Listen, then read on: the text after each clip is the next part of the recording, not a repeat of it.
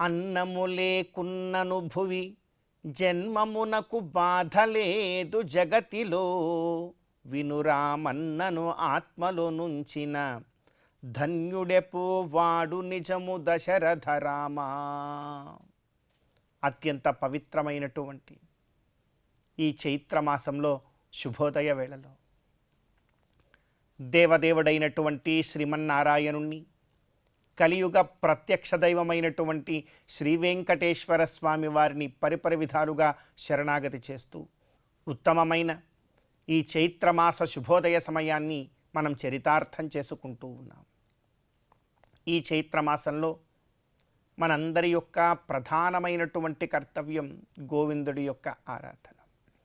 విశేషించి ఈ రోజున శ్రీరామనవమి పర్వదినాన ఈ ప్రపంచమంతా ఎక్కడ చూసినా కూడా రామనామస్మరణ మారుమ్రోగిపోతూ ఉండేటువంటి ఈ శుభ తరుణంలో ఎంతగా రామచంద్రుడి యొక్క ఆరాధనాన్ని ఈ రోజున మనం ఆచరించగలమో అంత గొప్పదైనటువంటి ఫలాన్ని మనం అందరం కూడా పొందగలుగుతాం.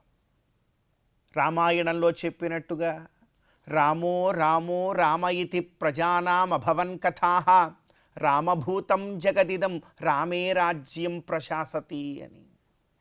ఈ రోజున ఆ శ్లోకార్థమే ఎక్కడ చూసినా మన కంటికి కనపడుతుంది. రామో రామో రామ ఇతి ప్రజానామభవన్ కథాః. ఎక్కడ ఏ కథ విన్నా కూడా ఈరోజు రాముడు గురించే ఉంటుంది. ఏ నోట విన్నా రామనామస్మరణమే ఉంటుంది. ఏ గ్రామాన్ని చూసినా సీతారాముల కళ్యాణములు ఎంతో విరివిగా జరుగుతూ ఉంటాయి. ఆహా, ఈరోజు ఎంత గొప్పగా రామనామం వర్ధిల్లుతూ ఉంటుందో. అటువంటి గొప్పదైనటువంటి పర్వదినం ఈ శ్రీరామనవమి పర్వదినం. మరి ఈ రోజున రాముణ్ణి మనం ఏం కోరుకుందాం? శ్రీరామచంద్ర, మాకు గొప్ప గొప్పవైనటువంటి రాజ్యములు సిరి సంపదలు కావాలి అని కోరుదామా ఈ శ్రీరామనవమి పర్వదినాన? తండ్రి మాట కోసం రాజ్యాన్ని తృణప్రాయంగా విడిచిపెట్టి అలంకరించుకున్న సువర్ణ కచతాది ఎంతో గొప్ప గొప్ప విలువ కలిగిన ఆభరణములను కూడా గడ్డి పరకల వలె తీసి పక్కన వేసి నారచీరలు కట్టుకొని అడవులకు వెళ్ళినటువంటి ఆ రామచంద్రుణ్ణి మనం సంపదలా కోరేది కాదు. మరి ఏం కోరుకుందాం స్వామి? మాకు ఎంతో గొప్ప గొప్పవైనటువంటి పదవులు కావాలి స్వామి అని కోరుదామా? తృణప్రాయంగా పదవిని తన తమ్ముడికి ఇచ్చి వెళ్ళినటువంటి రాముణ్ణి మనం ఏం పదవులు అడుగుతాం? మరి ఏం కోరుకుందాం రాముణ్ణి? ఒక్కటే మనం కోరుకోవాలి, శ్రీరామచంద్రుని స్వామి, మీ జీవితంలో ఎలాగైతే ఎటువంటి పరిస్థితులు ఎదురైనా ధర్మాన్ని ఏ క్షణము కూడా మీరకుండా మీరు ఉన్నారో అటువంటి స్థితిని మాకు కూడా అనుగ్రహించు రామచంద్ర చాలు. ఎందుకంటే రామావతారం ఉన్నదే ధర్మాన్ని నేర్పడానికి. రాముడు ఎంత గొప్పవాడో ఆ రామాయణ గ్రంథారంభంలోనే ఉంటుంది. అనేక ప్రశ్నలకు ఒకే ఒక్క సమాధానం రాముడు. కోన్వస్మిన్ సాంప్రతం లోకే గుణవాన్ కస్య వీర్యవాన్ ధర్మజ్ఞస్య కృతజ్ఞస్య సత్యవాక్యో దృఢవ్రతః చారిత్రేణ చకోయుక్తః సర్వభూతేషు కోహితః. ఇలా కహ అంటే ఒక్కొక్క ప్రశ్న సంస్కృతంలో. ఆ ప్రతి ఒక్క ప్రశ్నకి ఏమిటి సమాధానం అంటే రాముడు. అటువంటి అనేకానేక కళ్యాణ గుణములకు ఆలవాలమైనటువంటి మూర్తీభవించినటువంటి ధర్మరూప ఓ రామ, మాకు ఒకే ఒక్కటి అనుగ్రహించు. మాకు పదవులు వద్దు, మాకు సంపదలు వద్దు, మాకు కావలసినది ధర్మం. ఆ ధర్మంలో ఉండగలిగేటువంటి జీవన స్థితి ఒక్కటి మాకు ఇవ్వు చాలు స్వామి, ఇంకేది కూడా అవసరం లేదని మనం కోరుకోవాలి. అందుకే అంటాడు లక్ష్మణస్వామి వారు కూడా. లక్ష్మణుడు కూడా బయలుదేరాడు వనవాసానికి. రాముడు వెడుతూ ఉంటే అందరు అన్నారు, అయ్యా నీకెందుకయ్యా, నాన్నగారు చెప్పింది రాముణ్ణి వెళ్ళమనే కదా, నువ్వెందుకు వెళతావు? ఆహా కాదు, మా అన్న ఎక్కడ ఉంటే నేను అక్కడే ఉంటానన్నాడు లక్ష్మణుడు. ఏదో పాపం వాళ్ళ అమ్మగారు వచ్చి తల్లి కదా పిల్లవాడికి పాపం సరైనటువంటి సమయంలో ఆహారం ఉంటుందో లేదో, తల్లులకు ఎప్పుడు అలానే ఉంటుంది మనసు. మనం ఎక్కడ ఉన్నా, ఎంత గొప్ప స్థానంలో ఉన్నా, అమ్మ ఫోన్ చేస్తే అడిగే మొట్టమొదటి మాట ఏమిటి? నాయనా తిన్నావా అని అడుగుతుంది. ఏ సమయంలో చేసినా నాయనా తిన్నావా అని అడుగుతుంది. అమ్మ మనసు అలాంటిది. లక్ష్మణస్వామి వారి తల్లి కూడా అందట, అక్కడ నీకు ఆహారాలన్నీ దొరకవేమో, అన్నం దొరకదేమో నాయన, కందమూలాలు తినాలి, ఎందుకు కష్టాలనంటే లక్ష్మణుడు అంటున్నట్ట, కవి వర్ణన చేస్తాడు. అన్నము లేకున్నను భువి జన్మమునకు బాధ లేదు జగతిలో. అన్నము లేకున్నంత మాత్రాన ఈ జన్మానికి బాధ ఏమీ లేదమ్మా, ఈ జగతిలో ఎంతో గొప్పగా బ్రతికేయచ్చు, అన్నమే అవసరమా ఏంటి? కానీ నాకు అన్నము లేదు కానీ మరొకటి ఉందన్నాడు లక్ష్మణుడు. ఏమిటది? కవి ఇంత చమత్కారంగా చెప్తున్నాడు. జగతిలో విను రామన్నను ఆత్మలో ఉంచిన, రామన్నను ఆత్మలో ఉంచితే ఇక అన్నం ఎందుకమ్మా? నాకు నా ఆత్మలో, నా హృదయంలో రామన్న ఉన్నాడు కనుక ఇక అన్నం అవసరం లేదు నాకు. రామన్న ఎక్కడ ఉంటే అక్కడ నేను చాలా ఆనందంగా బ్రతికేస్తానని లక్ష్మణుడు చెప్పినటువంటి మాట. మరి మనం కూడా మన హృదయాంతరాళాల్లో రాముణ్ణి నింపుకొని ఎంతో గొప్పగా మనం ముందుకు సాగే ప్రయత్నం చేయాలి. రాముడు ఎంతకాలమైతే మన హృదయంలో ఉంటాడో అంతకాలము అధర్మము వైపుకి అడుగు తీసి అడుగు కూడా మనం వేయకుండా జాగ్రత్తగా ఉండగలుగుతాం ఈ జీవితంలో. మరి అటువంటి ఫలాన్ని ఇమ్మని రామచంద్రుణ్ణి ఈ రోజున మనం అందరం కూడా కోరుకుంటూ, ఈనాటి తిథివార నక్షత్రాలలో ఉండేటువంటి తత్వాన్ని కాస్త మన జీవితానికి అన్వయించుకునే ప్రయత్నం చేద్దాం. ఈ రోజున చైత్రమాస శుక్లపక్ష నవమి తిథి. ఈ నవమి తిథిని మనం శ్రీరామనవమి అని పిలుస్తాం. ఈ రోజున రామచంద్రుడి యొక్క ఆరాధన. అదేవిధంగా ప్రత్యేకించి నవమికి అధిదేవత దుర్గా అమ్మవారు కనుక దుర్గాదేవి యొక్క ఆరాధన కూడా ఈరోజు సత్ఫలాలను ఇస్తుంది. మరి నక్షత్రము చూస్తామా? రామచంద్రుడి యొక్క నక్షత్రం ఈ రోజున పునర్వసు నక్షత్రం కనుక ఈ రోజున రాముడి యొక్క ఆరాధన అత్యంత ప్రధానము. మనందరికీ కూడా ధర్మాన్ని నేర్చుకోవాలి, రాముడి కథలను వినాలి మనం అందరం కూడా ఈరోజు. అదేవిధంగా ఈ రోజున వారము శుక్రవారం, మహాలక్ష్మి అమ్మవారి యొక్క ఆరాధన మనకు లక్ష్మీప్రదమవుతుంది. కనుక ఈ తిథివార నక్షత్రాలలో ఉండేటువంటి తత్వాన్ని మన జీవితానికి అన్వయించుకొని రామనామ స్మరణతో, రామచంద్రుడి యొక్క ఆరాధనతో ఈనాటి ఈ శుభోదయ కార్యాన్ని మనం చరితార్థం చేసుకుందాం. చందురుతోడ పూటిన సంపదల మెరుగవో కందువ బ్రహ్మల కాచే కల్పవల్లివో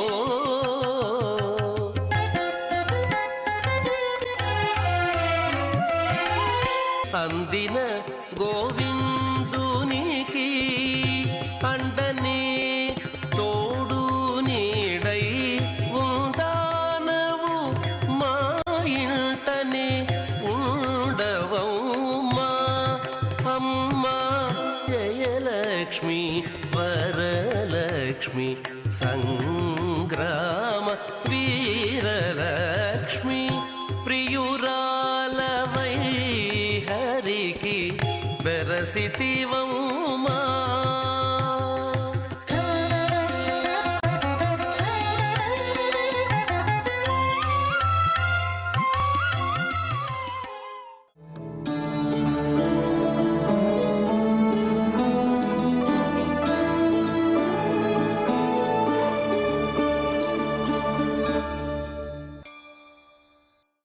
శ్రీరాఘవం దశరథాత్మజమప్రమేయం సీతాపతిం రఘుకులాన్వయరత్నదీపం ఆజానుబాహుమరవిందదలాయతాక్షం రామం నిశాచర వినాశకరం నమామి. ప్రియ భాగవతోత్తములారా, ఈ శుభోదయం వేళ శ్రీవారి వైభవం అనే కార్యక్రమంలో మనం ఈనాడు తిరుమలలో జరిగేటువంటి శ్రీరామ నవమి ఆస్థాన వైభవ విశేషాన్ని తెలుసుకునే ప్రయత్నం చేద్దాం. రాముడు అంటేనే అందరికీ కూడా ఇష్టమైన వాడు. రాముడు లోకాభిరాముడు అని చెప్తూ ఉంటారు. రమంతే యోగినః అస్మిన్నితి రామః అంటారు. అంటే యోగులందరూ కూడా ఎవని ఆ నామముతో ఆనందాన్ని పొందుతారో వాళ్ళు, అంటే అతడే రాముడు. ఈ ప్రకారంగా ఆ రాముడు అంటేనే ఒకే మాట, ఒకే బాణం, ఒకే భార్య, ఏకపత్ని వ్రతం, రామో విగ్రహవాన్ ధర్మ అని మనకు విశేషంగా చెప్తూ ఉంటారు. అటువంటి రామచంద్రుల వారు ఈ త్రేతాయుగంలో అవతరించారు కదా. సాక్షాత్ శ్రీవైకుంఠపతి ఇచ్చట త్రేతాయుగంలో అవతరించి ఆ ధర్మస్వరూపాన్ని నిలబెట్టి భక్తులందరినీ కూడా కాపాడాడు కనుక అటువంటి రామభద్రుల వారు అవతరించినటువంటి ఆ నవమి అంటే చైత్ర శుక్ల నవమి తిథిని పురస్కరించుకొని తిరుమలలో విశేషంగా రామనవమి ఆస్థానం జరుగుతుంది. అచ్చట ముఖ్యంగా యథాప్రకారం ఆ దేవదేవుడికి అన్ని విధాలైనటువంటి కైంకర్యాలు జరుగుతాయి. రామనవమి నాడు సీతా రామ లక్ష్మణులు అలాగే ఆంజనేయ స్వామి వీరందరినీ కూడా రంగనాయకుల మంటపానికి వేంచేపు చేస్తారు. లోపల గర్భగృహం లోపల ఒక పక్క అంటే స్వామివారికి ఎడమ పక్క సీతారామలక్ష్మణులు వేంచేసి ఉంటారు. కుడివైపు శ్రీదేవి భూదేవి మలయప్ప స్వామి వేంచేసి ఉంటారు. ఆ రాముల వారు ఎంతో చక్కగా అలా ఉంటారు. అటువంటి రాముల వారిని వేంచేపు చేస్తారు. విశేషమైనటువంటి స్నపన తిరుమంజనం జరుగుతుంది. అచ్చట ఉన్నటువంటి హనుమంతుడు ఆ ఆంజనేయ స్వామి వారి యొక్క ఆ విగ్రహాన్ని చూస్తూ ఉంటే ఇలా భవ్యంగా ఉంటాడు. అందువల్ల ఆంజనేయ స్వామిని ఆజ్ఞాపాలక ఆంజనేయ స్వామి అని వ్యవహరిస్తూ ఉంటారు. అంటే రాముని యొక్క ఆజ్ఞను పాలించడానికి ఎల్లప్పుడూ సిద్ధంగా ఉన్నటువంటి ఆంజనేయ స్వామి అని పేరు. విశేషమైనటువంటి తిరుమంజనం ఆ జీయర్ స్వామివారు అందిస్తూ ఉండగా అర్చకులు ఆ స్వామివారికి అభిషేకాన్ని నిర్వర్తిస్తారు. అలాగే వేదపారాయణం జరుగుతూ ఉంటుంది. దాని తరువాత సాయంకాలము హనుమద్వాహనంలో స్వామి రామచంద్రుల వారు విహరిస్తారు. హనుమంతుడు అంటేనే దాస్యభక్తికి నిదర్శనం. అటువంటి హనుమంతుని పైన దేవదేవుడైనటువంటి ఆ త్రేతాయుగ ప్రవర్తిత కార్తయుగ వృత్తాంతుడైనటువంటి రామభద్రుడు వేంచేస్తాడు. ఆ సమయంలో తిరువీధిలో ఉన్నటువంటి వాళ్ళందరూ కూడా ఆ స్వామివారిని సేవిస్తూ ఉంటారు. మన జన్మ ధన్యమైనది అని.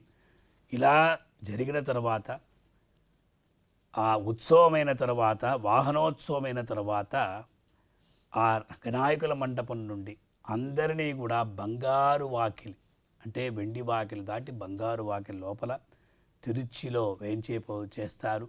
అచ్చట సర్వభూపాల వాహనాన్ని మంచి పుష్పాలంకారంతో తీర్చిదిద్దుతారు. రాములవారు, సీతమ్మవారు, లక్ష్మణుల వారు ఆ సర్వభూపాల వాహనంలో వేంచేసి ఉండగా మరి ఒక పీఠం పైన ఈ ఆజ్ఞాపాలక ఆంజనేయ స్వామి వేంచేసి ఉంటారు. ఆస్థానం జరుగుతుంది. అంటే రామనవమి నాడు సాక్షాత్ ఈయన వెంకటాద్రి రాముడు కదా. అటువంటి వెంకటాద్రి రాముడు చూడండి, ప్రతిరోజు కూడా ఈయన వెంకటేశ్వర స్వామి కలియుగాధిపతి. కానీ ఏం చెప్తారు చూడండి, కౌసల్యా సుప్రజారామ పూర్వా సంధ్యా ప్రవర్తతే ఉత్తిష్ట నరశార్దూల కర్తవ్యం దైవమాన్నికం. అంటే ఇక్కడ మొట్టమొదటి శ్లోకం ఏమిటంటే ఆనాడు విశ్వామిత్రుల వారు రాముని యొక్క ఆ నిద్రా సౌందర్యాన్ని వీక్షించి మోహితుడై కౌసల్యా సుప్రరాజ పూర్వాసంధ్యా ప్రవర్తన ఈనాటికి కూడా సుప్రభాతం సమయంలో ఆ రాముల వారినే స్మరిస్తూ ఉంటారు. ఆయన సాక్షాత్ రాముడే ఈనాడు కలియుగాధిపతిగా మనకు దర్శన భాగ్యాన్ని కలిగిస్తూ ఉన్నాడు. అందువల్ల తిరుమలలో ఆ రోజు ఒకటి ప్రాతకాలంలో స్నపన తిరుమంజనం, సాయంకాలం హనుమద్వాహనం, రాత్రి ఆస్థానం రామనవమి ఆస్థానం. ఆ రామనవమి ఆస్థానంలో రాముల వారు అలా వేంచేసి ఉండగా అక్షతారోపణ కార్యక్రమం జరుగుతుంది. ఆ స్వామివార్లపైన విశేషంగా ఆ మంత్రాక్షతలను అర్చకుల వారు ఆ స్వస్తివాచనం చెప్తూ అక్కడ సమర్పిస్తూ ఉంటారు. పాదాల దగ్గర పడినటువంటి ఆ అక్షింతలని హనుమద్ స్వామి వారు కూడా అక్కడ సమర్పించి అక్కడ విశేషంగా శటారి సాయించి అర్చకులు కూడా శటారి సాయిస్తారు. తరువాత ఆస్థానంలో వాల్మీకి యొక్క ముఖారవిందం నుండి వెలువడినటువంటి ఆ 24,000 శ్లోక గర్భితమైనటువంటి శ్రీమద్ రామాయణంలో ఉన్నటువంటి బాలకాండంలో ఉన్నటువంటి ఆ రామ ఆవిర్భావ ఘట్టాన్ని విశేషంగా ఆనాడు పఠిస్తారు. అది కదా కావాలి మనకు. వాల్మీకి భగవానుడు కూజంతం రామరామేతి మధురం మధురాక్షరం ఆరుహ్య కవితాశాఖాం వందే వాల్మీకి కోకిలమని వాల్మీకి మహర్షిని ప్రశంసిస్తూ ఉంటారు కదా. అలాగే సాక్షాత్ ఈ రామాయణం ఎటువంటిది అన్నారు. వేదవేద్యే పరే పుంసి జాతే దశరథాత్మజే వేద ప్రాచేతసాదాసీత్ సాక్షాత్ రామాయణాత్మన అని ఆ వేదమే రామాయణం. ఆ స్వామియే వేదవేద్యుడే రామభద్రుడు. ఇలా ఆ రామభద్రుని యొక్క ఆవిర్భావ ఘట్టాన్ని నక్షత్రే అదితిదేవత్తే సోచ్చ సంస్థేషు పంచసు గ్రహేషు కర్కటే లగ్నే వాక్పతా బిందునా సహా ప్రోద్యమానే జగన్నాథం సర్వలోక నమస్కృతం కౌసల్యాజనయద్రామం సర్వలక్షణ సంయుతం విష్ణోరర్ధం మహాభాగం పుత్రమైక్ష్వాకువర్ధనం కౌసల్యా శుశుభే తేన పుత్రేణ అమిత తేజస అనేటువంటి ఆ బాలకాండంలో ఉన్నటువంటి 18వ సర్గం ఏదైతే ఉందో ఆ సర్గాన్నంతా కూడా పఠిస్తారు. పునర్వసు నక్షత్రము అదే ప్రకారంగా 5 గ్రహాలు సూర్య అంగారక శని బృహస్పతి శుక్రుల 5గురు కూడా తమ తమ ఉచ్చస్థానములో ఉండగా మేష మకర తులా కర్కటక మీనముల ముందు ఉండగా బృహస్పతి చంద్రునితో చేరి ఉండగా ఆ కర్కాటక లగ్నమునందు ఆ రామభద్రుల వారు అవతరించారు ఈ లోకంలో. కనుక అటువంటి ఆ బాలకాండంలో ఉన్నటువంటి 18వ సర్గని రామ ఆవిర్భావ సర్గను విశేషంగా పఠిస్తారు. ఆ స్వామికి ఆ పండితుడికి విశేషంగా శఠారి సాయించి తర్వాత అందరికీ కూడా ప్రసాద వినియోగం జరుగుతుంది. ఈ ప్రకారంగా తిరుమలలో రామనవమి ఆస్థానం ఎంతో వైభవంగా జరుగుతుంది. కనుక మనమందరం కూడా ఈ విశేషమైనటువంటి ఆస్థానంలో అలాగే హనుమద్వాహనంలో అదే ప్రకారం అభిషేకంలో కూడా పాల్గొని ఆ రామభద్రుని యొక్క దివ్యమైనటువంటి అనుగ్రహాన్ని పొంది తరిద్దాం. ఓం నమో వెంకటేశాయ.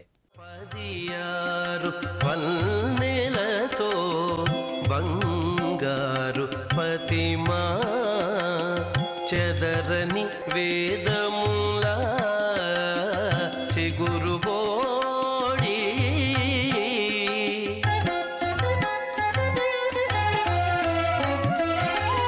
ఎదుట శ్రీ వెంకటేశు నిల్లాలవై నీవు నిధుల నిలిచే తల్లి నీవారమౌమా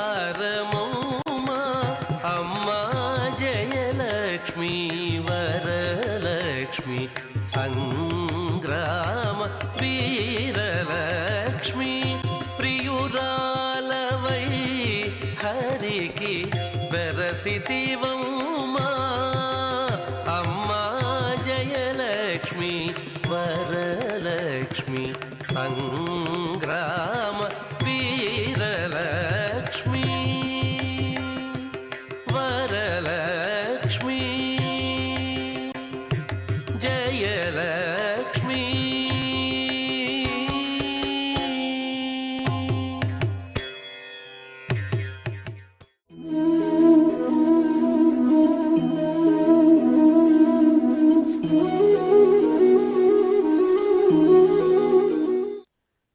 అఖిలాండ కోటి బ్రహ్మాండ నాయకుడైనటువంటి ఆ విరాణ్మూర్తి యొక్క 4వ స్వరూపము అంతర్యామి.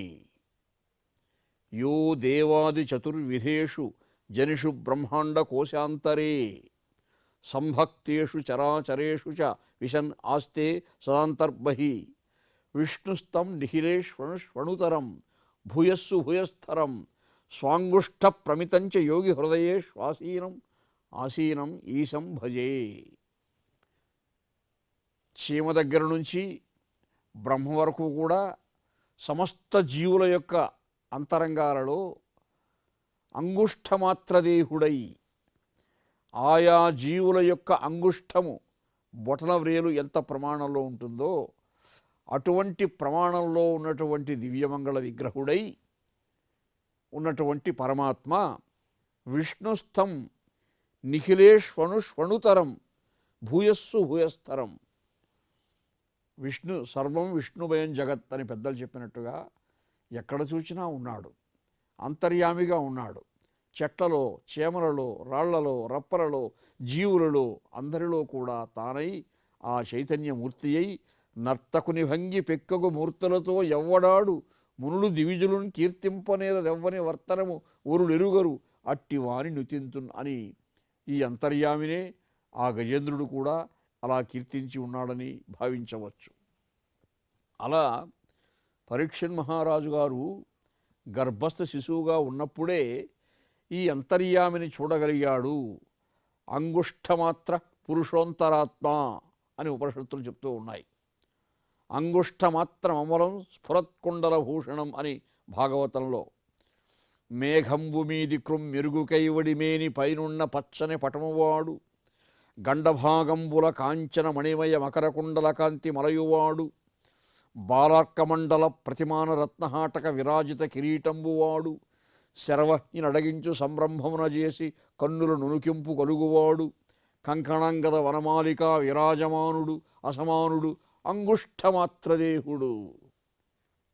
అంగుష్ఠమాత్రదేహుడైనటువంటి అంతర్యామి ఒక్క గద చేతదాల్చి నేత్రోత్సవముగా విష్ణుడు ఆవిర్భవించే అవ్వేళయందు విష్ణుస్త్వం నిఖిలేష్వణుతరం.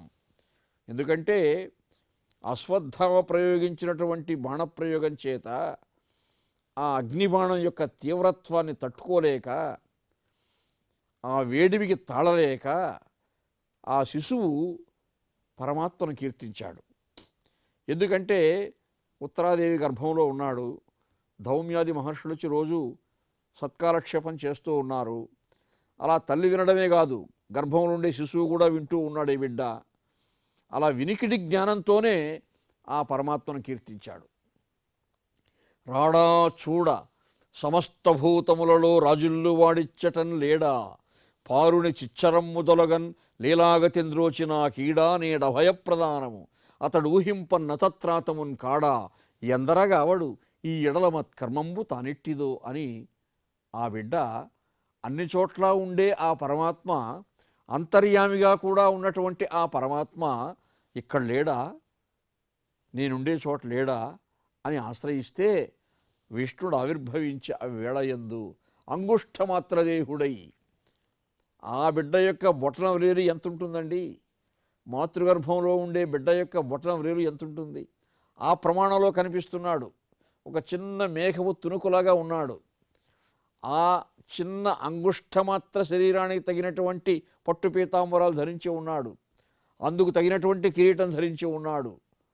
శరవ కన్నులు ఎరుపెక్కి ఉన్నాయి. గదచేపట్టి పరిభ్రమించుచు అలా పరిభ్రమిస్తూ ఆ గదాఘాతంతో ఆ వేడి తొలగించి బిడ్డకు ఆహ్లాదం కలిగించాడు. అలా అటువంటి అంతర్యామిని ఆ పరీక్షణ్ మహారాజు మాతృగర్భంలోనే సాక్షాత్కారం పొందాడు. కాబట్టే భాగవతాన్ని సమస్తం కూడా ఆయనకు ఆలకించే భాగ్యం కలిగింది.